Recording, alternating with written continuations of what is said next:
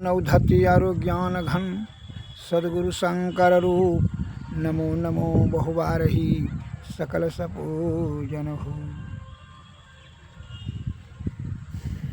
सद्गुरुवे नमः। भक्तगणों को तथा देशवासियों को मेरा हार्दिक नमन।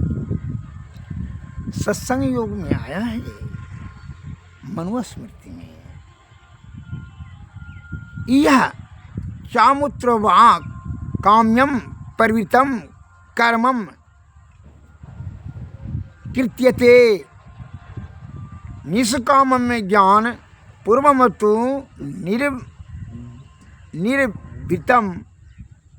निर्वृतम उपद्यस्यते।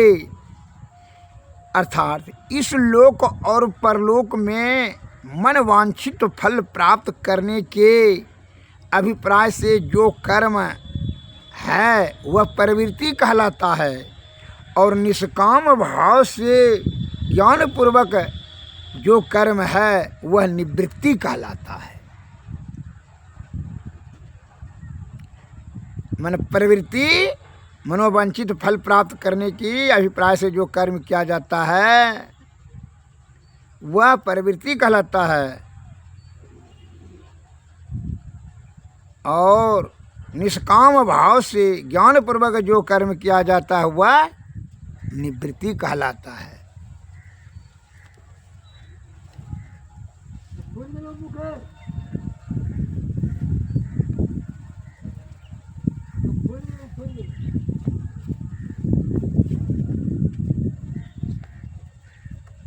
सत्संग से कितना लाभ है इसका आप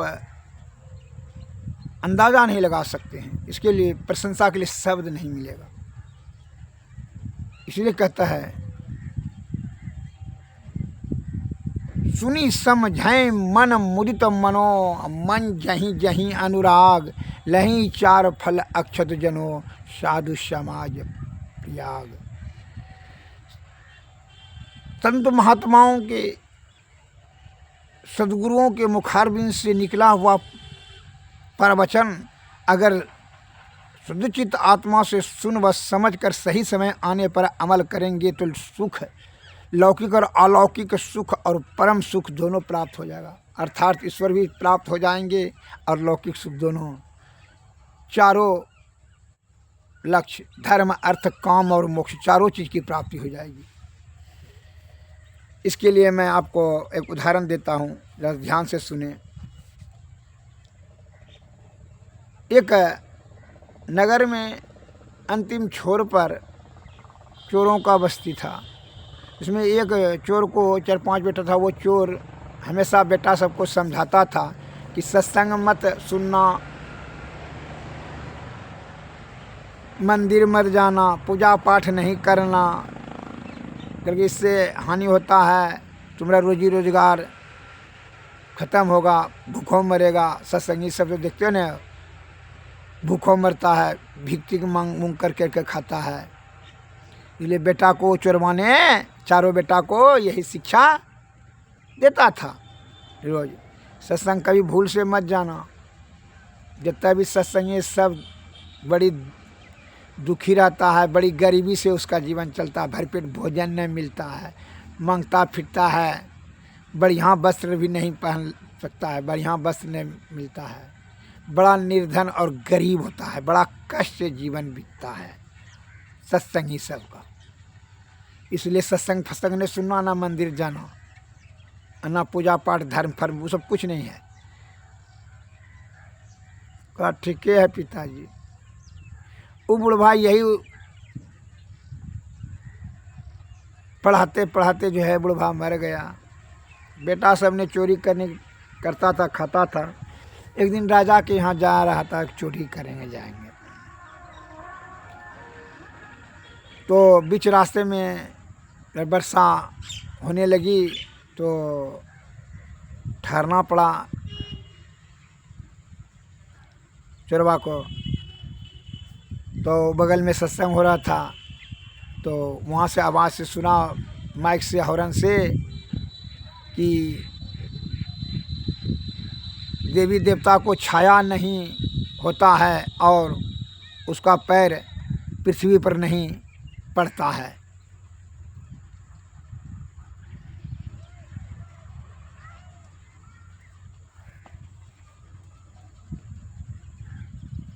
इतने सा बात सुना और उसके आने से खुशबू फैल जाता है उस जगह जिस जगह उपस्थित होते हैं। इतना सुना और तब तक जो है चोरवा सब चोरी करने चला गया। राजघराना में चोरी कर करके आया, बहुत माल खजाना लाया, सोना चांदी जेवर सब लाया।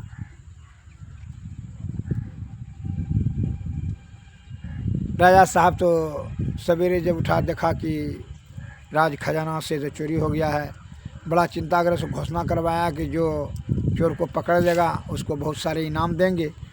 तो होशियार सब मंत्री ने पकड़ने का षड्यंत्र करने लगा और क्या कि तो मंत्री जो होशियार था कि चोर को कैसे पकड़ेंगे, तो अपना बुद्धि लगाया कि चोरवा सब जो है वो काली माई का पूजा करता है, काली मंदिर में कुछ न कुछ दान दक्षिणा जब चोरी करके आता है तो चढ़ाता है। तो काली माई का रूप बना करके बढ़िया से एकदम सेम टू सेम काली माई का रूप बना करके वह क्या किया, वह मंदिर में जो काली माई का मूर्ति थी उसको हटवा करके यही वहाँ मंदिर में उपस्थित हो गया। और जब यह चोर सब जब गया पूजा करने के लिए काली माई को, तो वो जो भेष बदला हुआ काली माई का जो भेष बदल करके मंत्री था उसने कड़ा आवाज़ में बोला कि तुम लोग बहुत माल खजाना लूटने के बाद भी तुम कुछ नहीं चढ़ाते हो, हम तुम लोगों के घर में परिवार में जो हैजा कौलरा उठा देंगे, मार देंगे सबको। इसीलिए तुम जो है लोग शुद्ध से यहाँ चढ़ावा चढ़ाओ, अन्यथा मृत्यु को प्राप्त करने के लिए निश्चित हो जाओ, कौलरा डरिया उठा देंगे, सबको जो है मृत्यु को लोग भेज देंगे, नरक जाना पड़ेगा। तो सब चोर तो थर थर काँपने लगा डर से कि काली माई ने भाई घोषणा कर रही है, आकाशवाणी हो रही है। तो उसने सब चोर ने हाँ कहने ही वाला था, तो जो चोर ने जो सत्संग सुना था कि देवता को छैया नहीं होता, उसका पृथ्वी पर पाँव नहीं रहता है, खुशबू होता है, ना खुशबू था। और जब पैर देखा तो पैर पृथ्वी पर ही था, पृथ्वी से बेलाग रहता तब ना। और उसका छैया भी देखा, तो जैसे वह टॉर्च जलाया उसका देखा छैया है, तो जान लिया कि ये जो है काली माई के रूप में झूठो ही कोई बहुरूपिया ने नाटक कर करके हम लोगों का भेद को जानने के लिए ये भेष बदला है, काली माई का रूप बनाया है। वो समझ लिया और उसी जगह एक लाठी से उसको पीटने लगा कि यहाँ जो है रूप बना करके आए हो हम लोगों को भड़काने के लिए, डराने के लिए। बस वह भागा चोरवा के मार से। चोरवा ने जान लिया कि जो है तो कोई बहुरूपिया है, हम लोगों को डरा कर करके भेद जानना चाहता है। वो मंत्री जो है जो काली माई का रूप में था वो तो भागा मार के डर से। इस प्रकार से वो अपना चोर ने अपना चोरी किया हुआ संपत्ति बचा सका, यह सत्संग का प्रभाव से। और तब अपने वह ज्ञान की प्राप्ति से, सत्संग के ज्ञान के प्राप्ति से जो है वह अपना संपत्ति का, धन का, चोरी किया हुआ संपत्ति का सुरक्षा कर सका। इसके लिए उसके मन में भाव आया कि सत्संग से भी बहुत लाभ होता है। एक दिन सत्संग सुने इतना लाभ हुआ, तो और सत्संग रोज सुनेंगे। तो जब वह सत्संग सुनने लगा और सत्संग में जाने लगा, इससे उसकी बुद्धि जो है, जो बिगड़ी हुई प्रवृत्ति थी, वह धीरे धीरे सुधरने लगा, निवृत्ति की ओर जाने लगा, सत्संग भजन करने लगा, सदगुरु के शरण में जाने लगा। अतः धीरे धीरे जो है अनंतः उनका हृदय परिवर्तन होने लगा। श्री सद्गुरु महाराज की जय।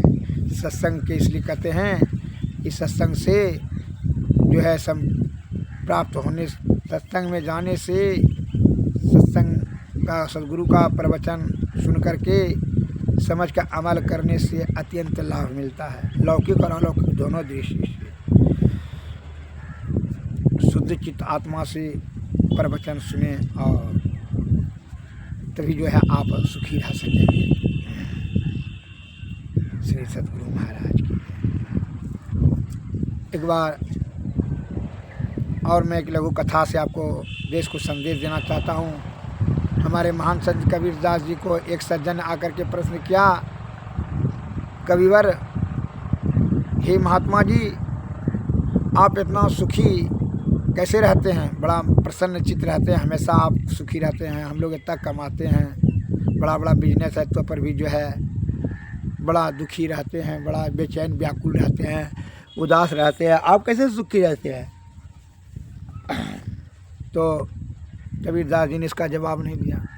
उस सज्जन को इतने तक खाली कहा, जा कर के जो है हमारे परिवार से दिया, उस समय 12 बजे दिन रहा था, दिन के 12 बज रहे थे, मतलब दोपहर था। कहा कि हमारे पत्नी से जाकर कह दीजिए कि दिया बार करके क्यों मांग रहे हैं दास जी। वो सज्जन गया और कहा कि दिया बार करके, वो उसकी पत्नी तुरंत जो है दिया बार करके आगे में रख दिए, कपड़ा बुनने लगे। कबीरदास जी कपड़ा बुन रहे थे। कहा ठीक है। तो फिर प्रश्न क्या, दास जी, महात्मा जी, संत साहब, जो है आपने जवाब नहीं दिया कि आप सुखी इतना कैसे रहते हैं? कहा फिर जो है इसका जवाब नहीं देने के बदले क्या कहते हैं, अच्छा उस सज्जन को जाइए कहिएगा मेरी पत्नी से कि वो झोपड़ी में आगिन लगा दे, जहाँ घर में रहती है झोपड़ी में आगिन लगा दे। वो गया जो है आपके कबीर साहब ने कहा झोपड़ी में आगिन लगाने लगी जहाँ रहते हैं घर, तुरंत लगा दिया। वहाँ से कह करके आया, वो झोपड़ी में आगिन लगा दिया, आगिन से भग भग झरने लगा झोपड़ी। उधर से आया, वह सज्जन कहता है, महात्मा जी, दास जी, आपको जो प्रश्न पूछते हैं बताते नहीं हैं, खाली आप हमको ही ऑर्डर देते हैं, वो कहिए वह कहिए। क्योंकि अभी भी आप समझे ना, आज्ञाकारी पत्नी हो, सदाचारणी हो, सत्य का पालन करने वाली हो, शुद्धचित आत्मा हो, छल कपट प्रपंच नहीं हो, सत्य का आचरण करने वाली हो, पति का आज्ञा पालन करने वाली हो, जिस घर में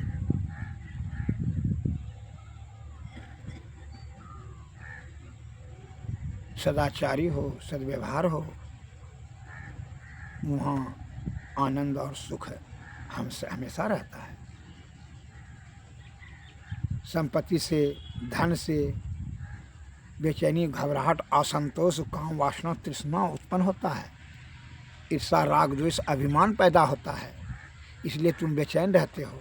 और धन पाने का तृष्णा उत्पन्न होता है, उससे तृष्णा में आपकी वृद्धि होती चली जा रही है, विलासतापूर्ण वस्तुएं बढ़ाते जाते हो, छल कपट प्रपंच से और चाहते हो धन हो जाए, असंतोष हो रहा है, जिसके कारण से जहाँ असंतोष हो वहाँ सुखी कैसे है। इसलिए संत वाणी में है, बिनु संतोष न काम न साही, काम यछत सुख सपनों नाही। जब तक कामना का नाश नहीं होगा तब तक आप सुखी नहीं होंगे, और जब तक संतोष नहीं होगा तो कामना का नाश नहीं होगा, और जब कामना का नाश नहीं होगा तो सुखी कैसे आप होंगे? सुखी नहीं हो सकेंगे। और जब संतोष हो जाएगा तो कामना का नाश हो जाएगा, और जब कामना का नाश हो जाएगा तब सुखी हो जाएंगे।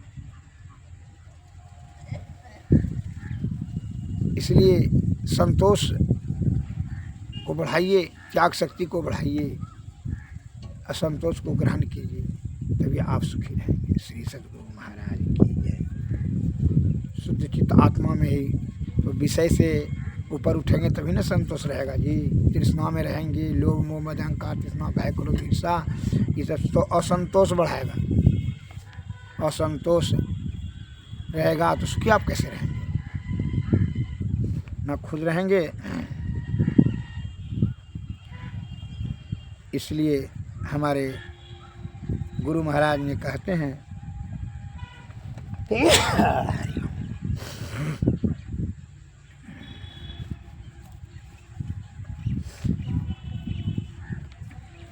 योग हृदय के केंद्र बिंदु में युग दृष्टियों को जोड़ी कर मन मानसों को मोड़ी, सब आशा निराशा छोड़ी कर ब्रह्म ज्योति ब्रह्म ध्वनि धार धरि आवरण सारे तोड़ी कर, सूरत चला प्रभु मिलन को विषयों से मुख मोड़ी कर।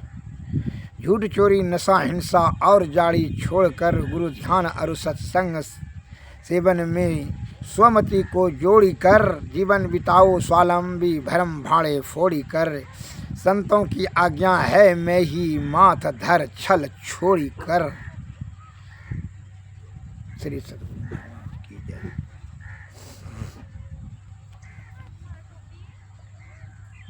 अब आरती कीजिए। आरती तन मंदिर में कीजिए, दृष्टि जुगल कर सन्मुख दीजिए। चमकई बिन सूक्ष्म यति उज्ज्वल, ब्रह्म ज्योति अनुपम लख लीजिए। जगमग जगमग रूप ब्रह्मांडा, निरखी निरखी ज्योति तज दीजिए। शब्द सुरत याभ्यास सरलतर, करी सार शब्द गही लीजिए। ऐसी जुगति कया गढ़ त्यागी, भव ब्रह्म भे सकल मल छीजी। भवखंडन यारति यह निर्मल, करि में ही अमृत रस पीजी। आरती तन मंदिर में कीजिए, दृष्टि जुगल कर सन्मुख दीजिए। श्री सद्गुरु महाराज की जय। श्री सद्गुरु महाराज की जय। नमस्कार। जय।